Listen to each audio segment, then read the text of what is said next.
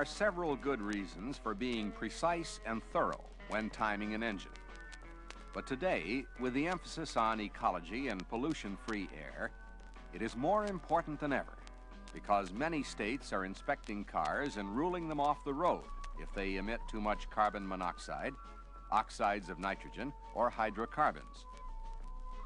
In other words, if the engine adjustments, which include ignition timing, are not done right, your customer may not be able to drive at all, whether he's happy with the way his car runs or not. As it happens, our ecological goal, air free of pollution, is reached in the same way we get maximum efficiency from the engine: adjusting the engine to precise factory specifications. Here's why. When the ignition and carburetor are both adjusted properly, fuel ignited by the spark plug will begin to burn evenly when the piston is in the right position to begin the power stroke. When the power stroke is finished, ideally the fuel will be completely burned, and the byproducts coming out during the exhaust stroke will be carbon dioxide, nitrogen, and water vapor. Our objective is to come as close to this ideal as possible. By understanding the importance of proper ignition timing and how to do it, we can clean up the air while we make engines run better. As mentioned earlier, there are two automatic systems for adjusting the moment of ignition based on the speed of the car and the load on the engine. They are the centrifugal advance and vacuum advance. Here is how the centrifugal advance works.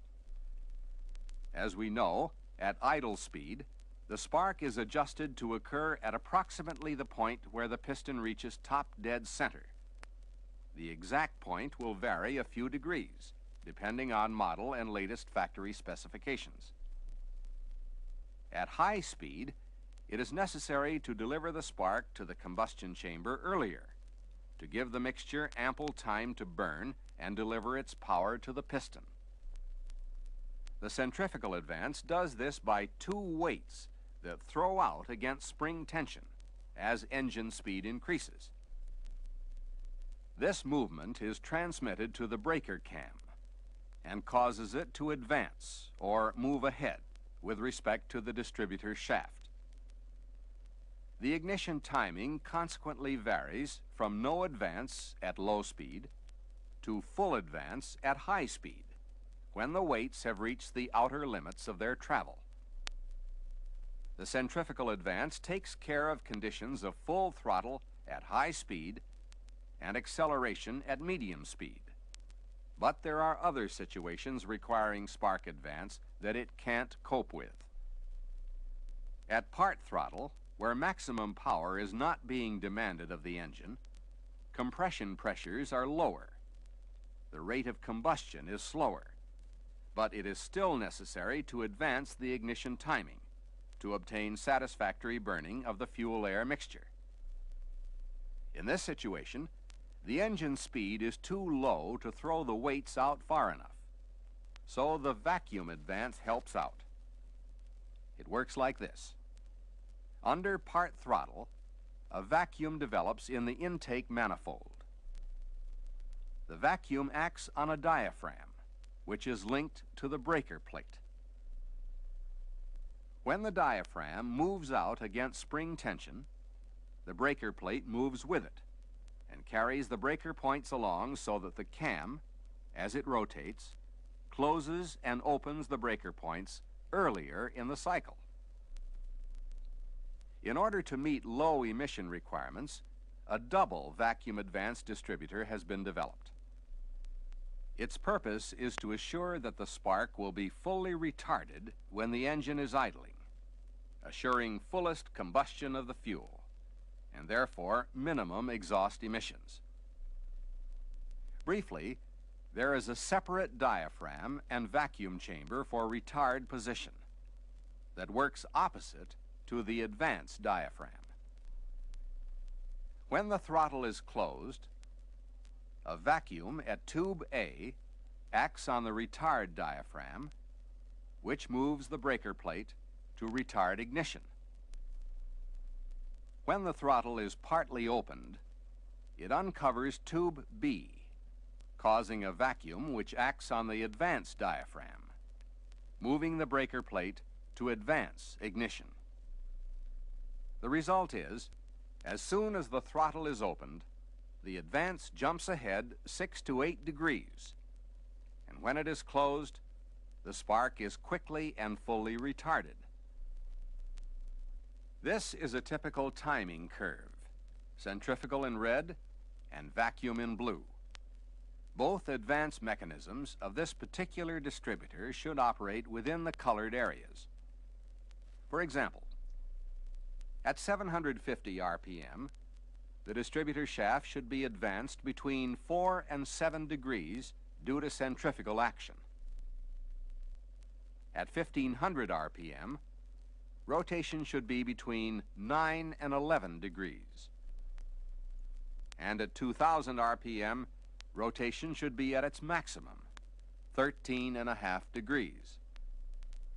Note that RPM and degrees of advance are expressed in distributor shaft rotation and not crankshaft RPM, which would be twice as much. With the throttle open, the vacuum advance starts to operate at 70 millimeters of mercury. At 230 millimeters, the vacuum advance reaches its maximum, and no increase in the vacuum will cause this system to advance the spark any further. With the throttle closed, the distributor shaft is retarded between 3 and 4 degrees when the vacuum reaches 150 millimeters of mercury. When adjusting timing, always check the spark plugs. If they are in good condition, clean them and adjust the electrode gap. If they are badly worn or damaged, replace them with plugs in the proper heat range. A careful inspection of the spark plugs can often reveal a source of trouble. These plugs show only 4 of the many problems that can be diagnosed by careful inspection. Ignition timing advanced too far, pre-ignition or detonation, fouling caused by incorrect spark plugs, incomplete combustion. Pre-ignition and detonation are related problems, and both can be caused by improper ignition timing. Let's look at normal combustion.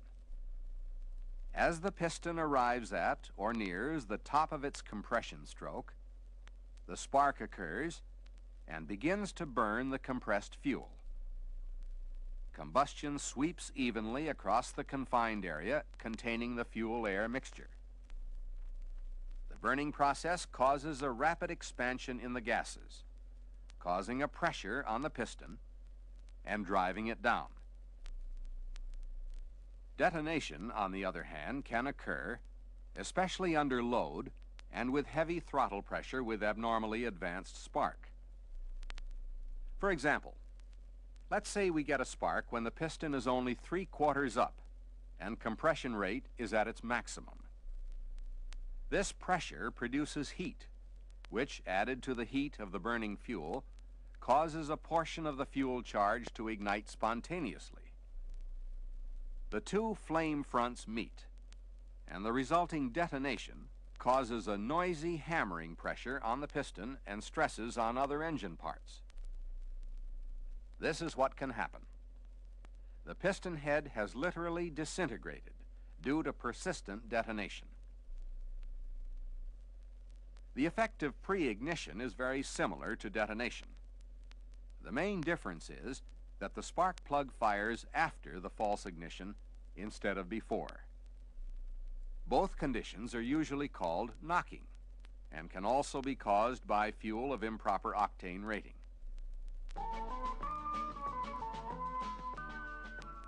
We have seen that a properly timed engine will run cooler and deliver more power per gallon of fuel.